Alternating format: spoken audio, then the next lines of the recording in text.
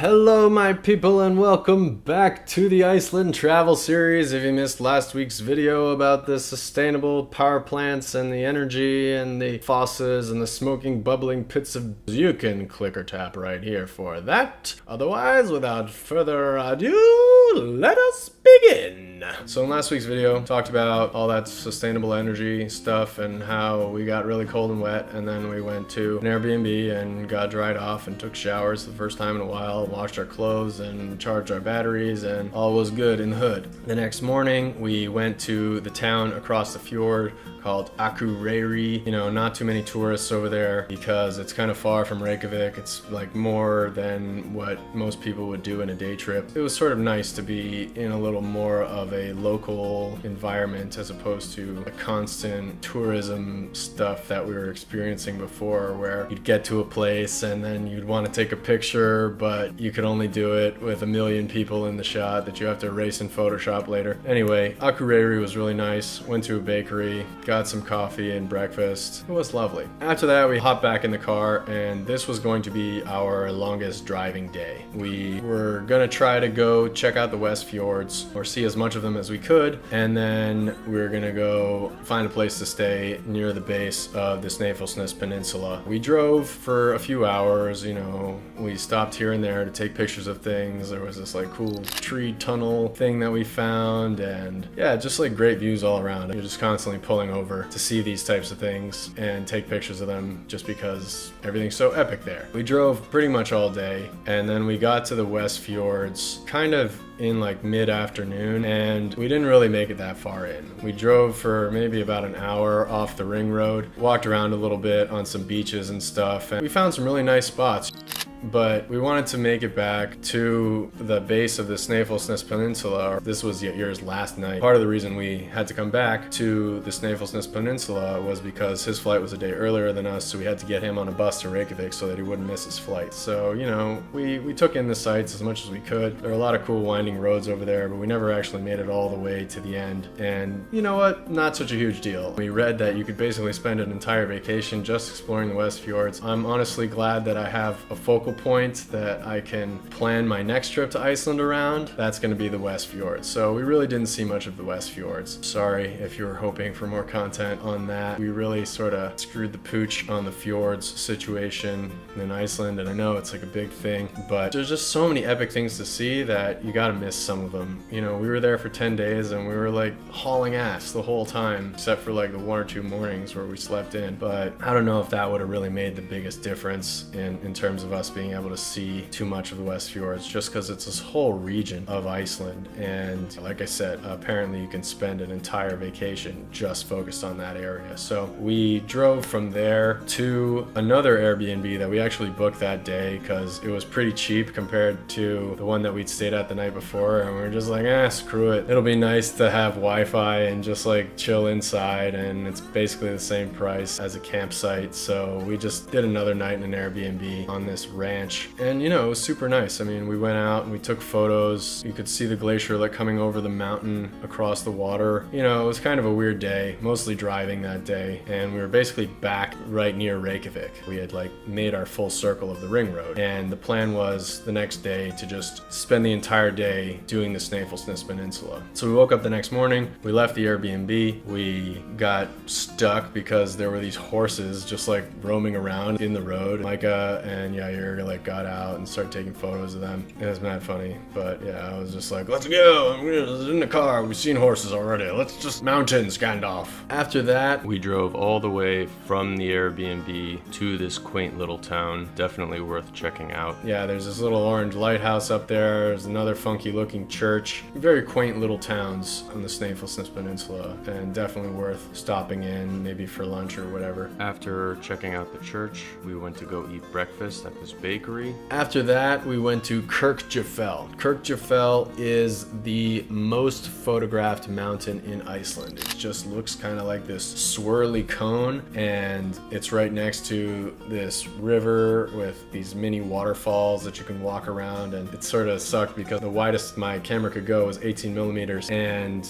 I'm on a crop sensor camera, so you really can't get the whole scene in the picture. So I took some panoramas with the iPhone, and it's funny because I went home and there's this website called fstoppers.com, and they make YouTube videos with all sorts of photographers who are experts in different types of photography, and one of their series courses that you can buy on their website is called Photographing the World, which is a landscape photography tutorial, and the first lesson is free on YouTube. So I was watching that, and it was like the exact spot there that I was at, and I like pulled up my picture, and like I can only see like the mountain and part of the waterfall, and then you see his picture and it's like the whole thing, and I was like, I wish I had better stuff, but like whatever. I mean, look, this is a panorama I took with my iPhone and then just messed around with it in Photoshop for a little while. Looks pretty good, I think, and definitely brings back the memory of the experience, which is awesome. So yeah, we walked around there for a while, got some pictures. There was like another waterfall hike that we drove past, and I sort of took a picture of it from afar, but we really just didn't want to show up to our campsite super late again because it's tiring, you know, to like not have a good dinner and, you know, try to go to sleep when it's cold out. So we wanted to make it to our campsite in order to just be rested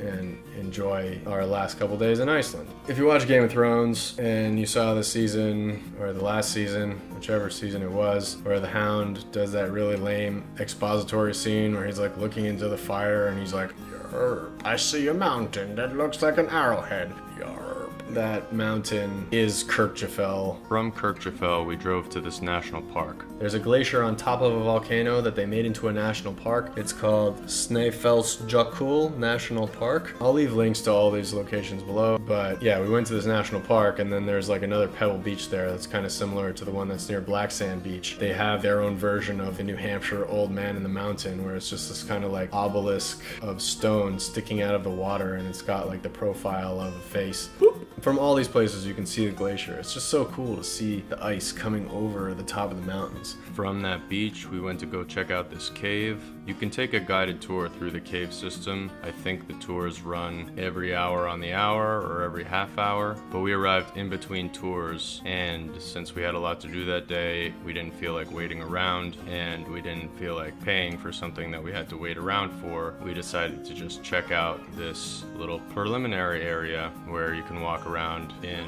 this small cavern and look down the hole that they take the guided tours down. From there, we went to this cafe where we had lunch. We got some delicious lamb stew. After lunch, we went a little ways down the road to this area where you can do this sort of nature walk between two towns. It's next to this big mountain called Mount Snaefell.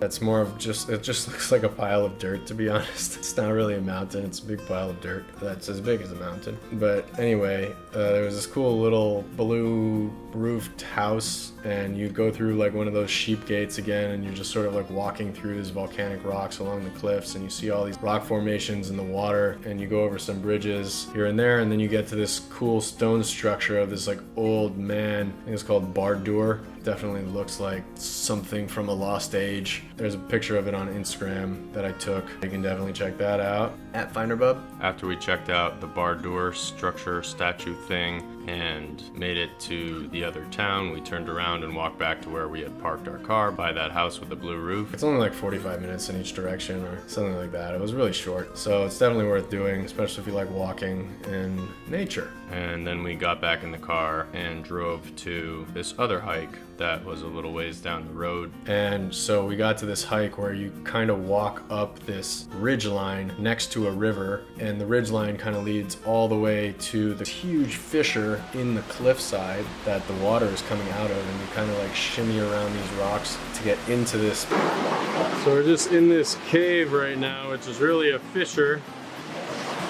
in this mountain, and there's this awesome little stream coming out.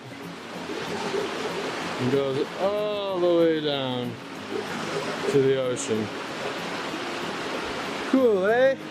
I don't know, that was just one of those places where I was just like, I love life and Earth is beautiful and let's all be friends. After we spent a few minutes exploring this gorge, we walked back down to the car, and then we drove all the way back to the base of the peninsula. Our campsite was kind of right near the Elborg crater, and we thought about going over there, but we were too tired, you know? You get these long days in and you just get exhausted. All of these craters in Iceland aren't actual craters from asteroid impacts. They're calderas from volcanic eruptions. So yeah, we set up our campsite there. It was before dark, so you know, we had some time to make dinner and stuff, and there's actually a building there that you can book a bed in. It's kind of like a lodge or a hostel of some sort, and you just walk over to the house, you pay the lady who lives there. We didn't stay inside. We set up a campsite, which was cheaper. So we parked our car, set up a campsite next to the car, made dinner, and just chilled for a while. There was a forecast for the Northern Lights that night, so we wanted to stay up late and see if we could see that. We really have to wait for the stars to align for that stuff to happen. It has to be clear skies, like no clouds, and you have to get like the right solar flare to hit these magnetic particles outside of the atmosphere or something. Just Google Northern Lights forecast in Iceland, and you'll be able to find the different resources that we use to determine whether or not it would be a good night. And it's not always right. So, you know, we were hoping for the best. This was Yair's last night. Part of the reason we had to come back to the Snaefellsnes Peninsula was because his flight was a day earlier than us, so we had to get him on a bus to Reykjavik so that he wouldn't miss his flight. So this was his last night, and let me tell you, the Northern Lights were freaking epic. I mean, like I was up like till 4 in the morning, just like freezing my fingers off, taking pictures of this stuff. And we were flipping through the user manual of my camera, just like trying to figure out how to do it. We were looking up YouTube videos because there was Wi-Fi in the building, and Yair was calling his brother, who's like a photographer in the army, and he was telling us all the settings to use. If you really want it perfect, you gotta like focus during the daylight and leave the camera there, and then maintain all the focal length and settings until nighttime so that you get things in focus in the foreground. But whatever, this is my first time doing it. I was having an awesome time, and oh my god, like I pushed that shutter button and click. Okay, 30 seconds, and then all of a sudden it would go click, and the photo would pop up, and we'd all be standing around there and we'd be like, oh shit, that's so sick, I can't believe it, look at that one, quick, turn the camera this way, oh my god, and there's the moon. And so we were like up all night, and I froze my fingers off. It was so epic. And then we finally got into bed, went to sleep, so happy. I like couldn't even sleep, I was so happy. But yeah, the next morning we woke up and we drove Yair to the bus, dropped him off, bon voyage. It was a good time, and yeah, that was our Snaefellsnes adventure, and it was just like perfectly capped by the Northern Lights at the end. It was just so awesome, and we were so worried that we weren't going to get to see like a good, awesome display of it. At the end of it, it all worked out. You know, even though we missed the Westfjords, we got rewarded by seeing the Northern Lights. You know, it was Yair's last night, so he was worried that he was going to leave early and then miss something. But yeah, it ended up working out. It's just such an inspiration to go to a beautiful place like that. And I'm just so thankful that I got to experience that with some of my good friends, and yeah, just an epic time. Sorry, I'm getting all emotional here. That was the first time the whole trip that I actually took out my tripod. If you're into landscape photography, you know that you need a tripod. I was just using the Canon Rebel camera I had, and I just like flip on the landscape mode, automatic, snapping pictures, handheld, and you know, a lot of them came out great. I mean, they were the best photos that I've ever taken at that time. But it didn't have to do with the camera, it had to do with the place. It was just so inspiring, and now I'm like actually kind of proficient at like Lightroom and Photoshop and Premiere, and I stopped using iMovie. In school we like learned a little bit of Final Cut Pro and stuff, but I did all of my projects on iMovie in college and in grad school just because it was free. I'm like, why do I have to pay for this? This Iceland trip, it just like opened a whole can of worms, and now I'm just like, Adobe Creative Cloud, I want to know all the things. And yeah, it's important to inspire yourself. I cannot stress that enough. Just seeing the difference between the photo I took the first time we saw the Northern Lights, when it was like kind of faint and I didn't know what I was doing on that night before we did the glacier tour, compared to this night after the Snaefellsnes Peninsula. One's just a black square, a black rectangle, you know. I took a picture of nothing, and then you can actually see the Northern Lights in these pictures. So yeah, I'm just so stoked on that, and so thankful for the opportunity that nature provided me with. Alright, so what can you take away from this video? If you only have one day in Iceland, Snaefellsnes Peninsula, do it. It's called Mini Iceland for a reason. You can get so many of the different aspects of Iceland just in the Snaefellsnes Peninsula. There's glaciers, the national park, the pebble beaches, the rock formations, the hikes, all of it. Snaefellsnes Peninsula, super important to visit there, and you can really do it in a day. I'm sure you could take longer, you know, we kind of rushed through almost everything we did, but super glad we did that, and super glad it was at the end of the trip, because it was such a just... oh, so good. If you're bringing a camera with interchangeable lenses, bring a wide lens. And there are just some huge scenes that you're gonna want to take pictures of. I'm glad that I was there with what I had, but like I said, on a crop sensor camera, 18 millimeters won't give you that huge wide angle shot. I had to do it on my phone, which was fine, but yeah, wide angle lens is important for landscapes, or at least for big vistas, especially that Kirkjufell scene. I mean, I really wish I had like a 10 millimeter, 11 millimeter. That would have just been epic to see that whole thing in one shot on the high-res camera, or at least high-res compared to the phone. There's always a bigger fish. Also, go to Iceland not during the middle of the summer. First of all, it's like crazy tourist season, so it's better to avoid the crowds. If you go during the summertime, there's no night. It's just day, 24/7, and that's really cool because you can see the midnight sun, and it's like sunset for like 5 hours in the middle of the night, but you don't get to see the Northern Lights because it just never gets dark. If you go in September like we did, the days were kind of the same length as the nights. It was more normal to what we were used to experiencing back home, so yeah, we went in early September, like the 4th to the 14th or something like that, and yeah, we saw epic Northern Lights. It was so sick. Also, I'll link the photography tutorial that I was talking about below, the Kirkjufell thing where they teach you how to use Lightroom and Photoshop, that sort of stuff. That was just like the beginning of just a huge journey of learning for me. So yeah, I'll link that below as well. Alrighty, I think that concludes this week's episode of the Iceland travel series. If you liked this video, you felt like you got something useful out of it, felt like you learned something, or you're just entertained, I'd really appreciate it if you shared it on social media or with any friends that you know of who are thinking of taking a trip to Iceland themselves. If you've been to any of the places I talked about and you had a different experience, or you had a similar experience and just want to talk about it, I'd love to hear from you in the comments section. Also, if you've been to places that we didn't go to, if you went down in that cave, or if you went and checked out the Elborg crater, I'd love to hear about that. Please share your experiences so that we can all learn here together. I'm sure it'd be useful, not only for me, but for anyone else who is seeking out the information that I'm trying to give in this video. You should also subscribe and stay tuned for next week's episode, where I'm going to talk about Glimmer, which was probably the biggest hike we did the whole trip, and some dope hot spring river experiences where you got to lay in the hot spring river, and it was just like way better than the Blue Lagoon. The Blue Lagoon was this like commercialized spa, so touristy. There are tourists everywhere, but